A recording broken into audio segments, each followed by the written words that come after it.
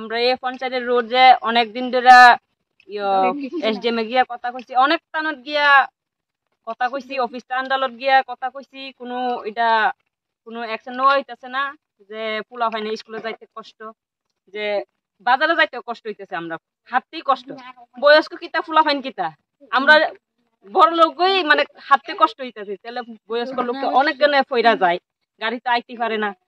বাজার থেকে আইতে গেলে গাড়ি একটা আইতে গেলে গাড়ি চুকিতে পারা যাবে নি, না পারতাম না, রাস্তা নষ্ট।